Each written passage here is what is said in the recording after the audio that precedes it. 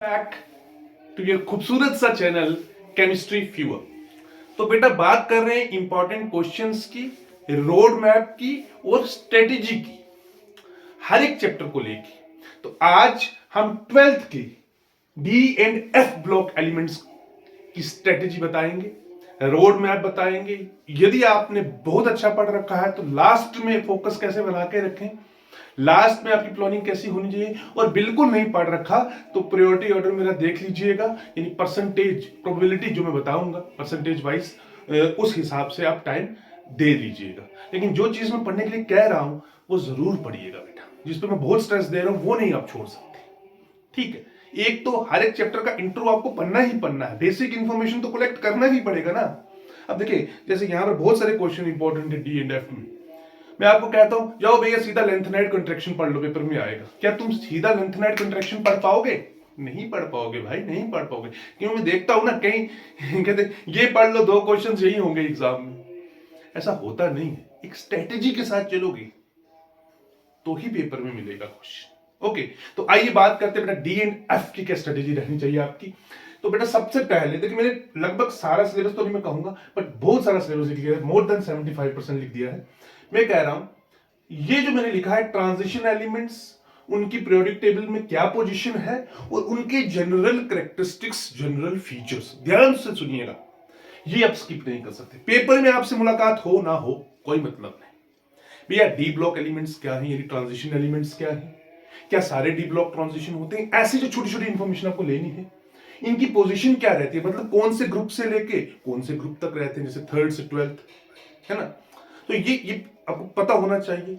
इनमें कितनी सीरीज आती है, 3D series, 4D series, 5D series, ये सारी बेसिक इंफॉर्मेशन कलेक्ट करिए और इनके कुछ जनरल कैरेक्टरिस्टिक्स देख लीजिए कि जनरली इनका बिहेवियर कैसा रहता है, मेल्टिंग पॉइंट कैसा रहता है, ट्रेंड तो बाद में देखेंगे। ये अपने अलग अलग प्रॉपर्टीज में ट्रेंड शो करते हैं, बट पहले जनरल प्रॉपर्टीज देखें कि जनरली ये कैसे है, इनका जनरल इलेक्ट्रॉनिक कॉन्फ़िगरेशन क्या है। हाँ, छोटी छोटी बातें में जनरल कैरेक्टरिस्टिक्स थोड़े से इनके देख लीजिएगा, 15-20 जनरल कैरेक्टर्स होंगे 1-1 लाइन के, वो देख लीजिएगा, वो बहुत इंपॉर्टेंट तो मैं कहूंगा, क्योंकि आपको एक ओवरव्यू मिल जाएगा। बेटा एक चैप्टर का ओवरव्यू लेना बहुत जरूरी है कि हम आखिर में पढ़ क्या रहे हैं। अब उस पार्ट सेकंड देखिए, जो सेकंड मैंने लिखा टॉपिक इलेक्ट्रॉनिक कॉन्फ़िगरेशन। देखिए तीनों सीरीज 3D, 4D और 5D ट्रांजिशन सीरीज, यहां पहले वाले को तो मैं मस्त लिख रहा हूं कि ये आपको पढ़ना ही पढ़ना है। पेपर में आए या ना आए कोई मतलब नहीं, पेपर में आए या ना आए कोई मतलब नहीं, लेकिन ये जो नीचे आप पढ़ोगे ना, ये इसी पे तो आधार तो रखना है ना, बेस तो रखना है, ठीक है। अब ऐसा थोड़ी ना मैं तुम्हें डायरेक्ट कहूंगा आओ भैया सीधा और सीधा शुरू हो जाओ 3D, 4D, 5D की इलेक्ट्रॉनिक कॉन्फ़िगरेशन। पता तो होना चाहिए क्या है, कहां से कहां चल रहे हैं, कौन से ग्रुप से कहां, कौन से ग्रुप तक है, जनरल ट्रेंड क्या है, जनरल प्रॉपर्टीज क्या है, ये बेसिक बातें आपको पता होनी चाहिए। फिर आप 3D, 4D, 5D की तीनों की जो 10-10 एलिमेंट्स इनमें आते हैं बेटा, उनकी इलेक्ट्रॉनिक कॉन्फ़िगरेशन को लिखेंगे, ठीक है। और देखेंगे कि कौन से एलिमेंट्स ऐसे हैं जो एनॉमलस बिहेवियर शो कर रहे हैं इन देयर इलेक्ट्रॉनिक कॉन्फ़िगरेशन, मतलब जिनके exactly half filled D orbital से या फुली फिल्ड डी ऑर्बिटल से, मतलब they have extra energy, they become more, extra energy नहीं कहूंगा, they become more stable, sorry very sorry, वो ज्यादा स्टेबल हो जाते हैं हाफ फिल्ड डी ऑर्बिटल्स की वजह से, फुली फिल्ड डी ऑर्बिटल्स की वजह से। तो वो कौन कौन से ऐसे एलिमेंट्स हैं हर एक सीरीज में देखना, 3D, 4D और 5D, ये मैं पहले कहता हूं, बहुत इंपॉर्टेंट है। देखिए, और इनके जनरल इलेक्ट्रॉनिक कॉन्फ़िगरेशन का, जो जनरल इलेक्ट्रॉनिक कॉन्फ़िगरेशन वो क्या हो सकते हैं, केवल वो एमसीक्यू में पूछ लेता है ना। तो ये बहुत सा कई बार सीधा तुमको दे सकता है कि भैया 3D और 4D का इलेक्ट्रॉनिक कॉन्फ़िगरेशन लिखो और एलिमेंट्स के नाम लिखो जो एनॉमलस इलेक्ट्रॉनिक कॉन्फ़िगरेशन शो करते हैं। 3-4 नंबर का अच्छा क्वेश्चन बन सकता है यहाँ से, तो जरूर पढ़िएगा बेटा, जरूर पढ़िएगा इसको। मैं प्रायोरिटी तो ये प्रायोरिटी पे रखने की बात ही नहीं है, 80% प्लस कर दीजिए, ये तो पढ़ना ही पढ़ना है।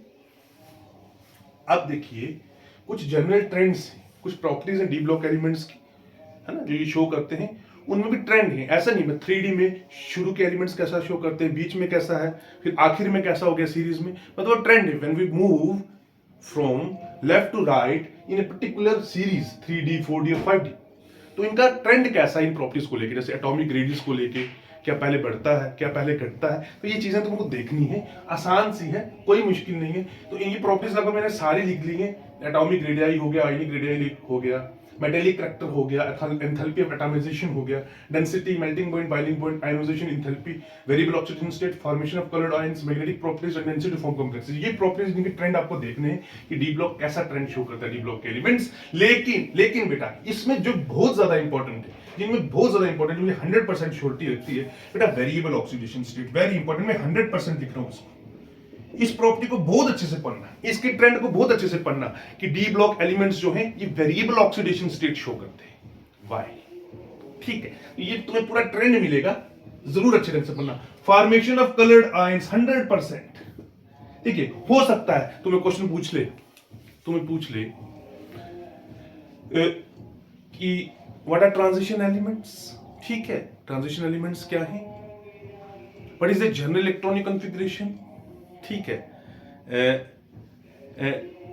और पूछ ले discuss the magnetic properties of the, discuss the magnetic properties, तो तुमको पता होना चाहिए। तो ये 100% formation, coloured ions, variable oxygen state, magnetic properties 100% की दिया हुआ जो कॉम्प्लेक्स ये बना रहा है जो डी ब्लॉक एलिमेंट्स है वो पैरामैग्नेटिक है या डायामैग्नेटिक है। ठीक, सारी बातें तुम करो।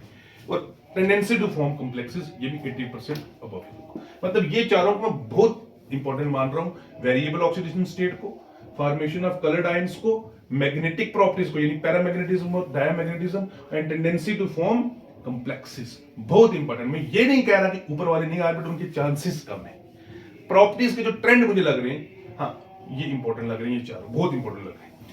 और ये क्वेश्चन कर लीजिएगा, पोटेशियम डाइक्रोमेट और पोटेशियम परमैंगनेट, इनकी प्रिपरेशन सिंपल से मेथड्स हैं प्रिपरेशन के, है ना। तो साथ में कुछ प्रॉपर्टीज हैं इनकी, वो पढ़ लीजिएगा, सीधा कहीं पर 4 मार्क्स का हलवा क्वेश्चन आ जाता है। ठीक है, अब एक जो एफ ब्लॉक के एलिमेंट्स हैं, डी में से आप इतना ही पढ़े। एफ में देखो एक लेंथेनॉइड सीरीज है, एक्टोनॉइड सीरीज है। ठीक है, दोनों का इलेक्ट्रॉनिक कॉन्फ़िगरेशन जनरल देख लीजिएगा। ठीक है, जनरल इलेक्ट्रॉनिक कॉन्फ़िगरेशन देख लीजिएगा। और ये क्वेश्चन 100% देखिएगा, लेंथेनॉइड कॉन्ट्रैक्शन, ये तुम्हें ऊपर भी यूज पड़ेगा 3D 4D और 5D जब ट्रेंड तुम देखोगे, जब डाउन द ग्रुप चलोगे तो ये ट्रेंड इन सबका तुम्हें मिलेगा। तो लेंथेनॉइड कॉन्ट्रैक्शन तुम्हें ऊपर भी काम आने वाला है। तो लेंथेनॉइड कॉन्ट्रैक्शन 100% पूछ सकता है, what is lanthanoid contraction, what is causes क्या है, what are its causes, what are its consequences, ऐसे क्वेश्चन बन सकता है।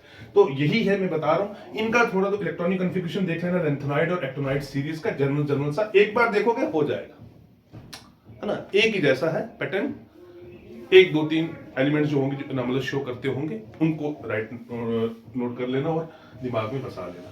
तो ये मैंने कुछ स्ट्रेटेजी बताई है, ये कुछ प्लान बताया है, अपने हिसाब से देख लें।